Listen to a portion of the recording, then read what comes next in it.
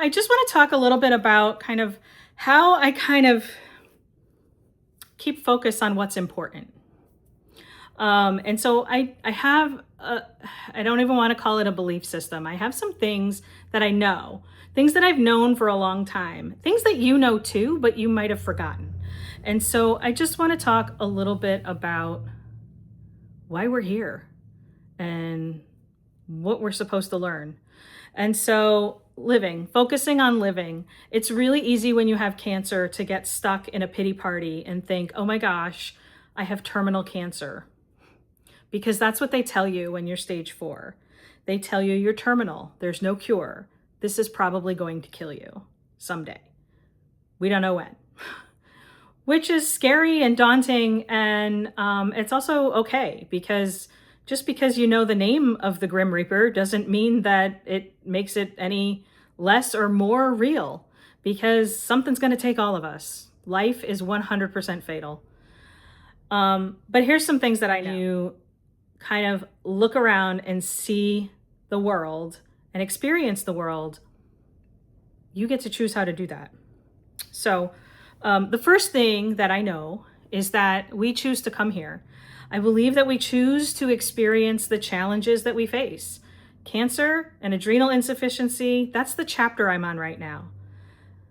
Being out of work and broke and having college for 2 kids to pay for and groceries, have to learn how to deal with those challenges.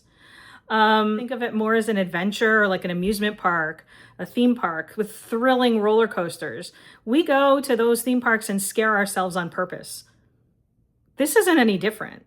So that's kind of how I like to view life. It's like when things start to feel really scary, just kind of think of it like a thrill ride or a scary movie. If you like scary movies, I don't like scary movies, but that is a way that you can kind of view it and reframe it in your mind so that you can laugh at it, really. So I connect with nature. Nature's divine.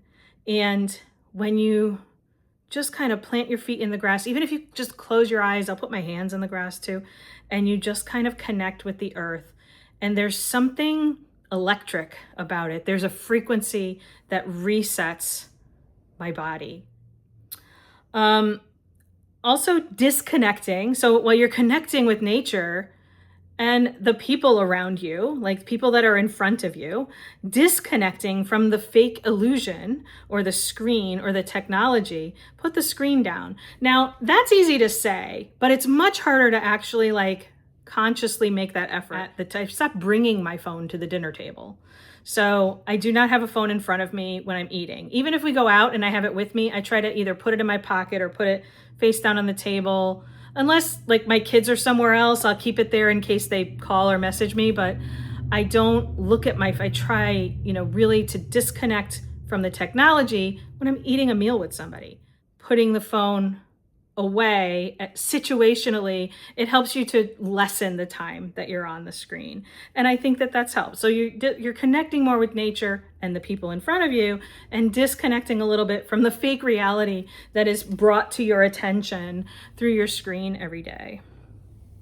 The next thing that I know, and that you know too, is that fear is a lie. It's an illusion. I think the Bible has, the King James Version of the Bible says 365 times to be not afraid. And other ancient texts also tell you to not be afraid. When I get scared, especially, again, terminal cancer, no money. These are scary things. Feel it, experience it, and then let the fear part go. Focus on something that feels better. If you're scared about something, turn your attention to something, anything. Look around the room. My dog is sleeping here dreaming, and she's so cute, and she's 13 years old, and she still dreams and barks like a little puppy when she dreams, and it's adorable.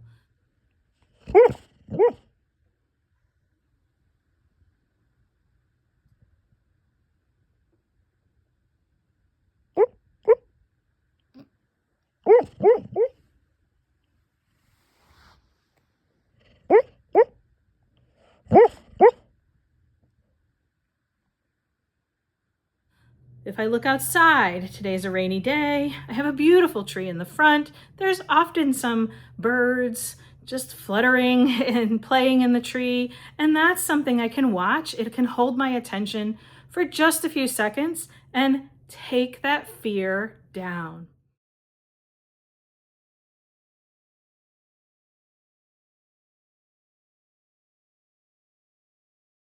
And that is super important to be able to just kind of focus on something that it doesn't have to feel great. You don't have to be like, oh, everything's going to be wonderful.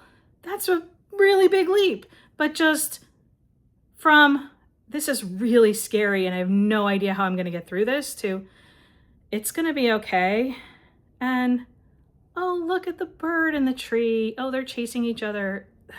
That's so fun. Just focus on, let it hold your attention for a little bit. And that brings me to the next thing I know is you create the reality you experience.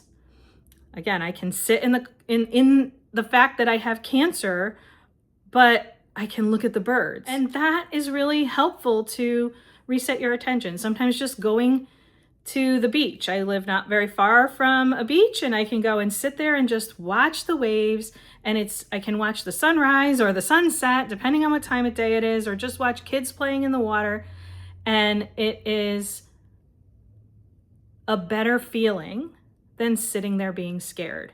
And so let that hold your attention. You see more of what you focus your attention on. You are not your thoughts. And your thoughts lie to you. This is the next thing I know. They tell you that you're not enough. Once you recognize this, you can choose a different thought. And you are enough. You've always been enough. And you're not alone. And finally, we are all connected to each other and to the divine, to God, to source, to the universe, whatever you want to call it. We're all connected. You're not alone. These are the things I know. And I've always known them, at least as far back as I can remember. And this gives me comfort and allows me to live a life without wallowing. And isn't that what we all want? So I'll leave you with that. This is my gift.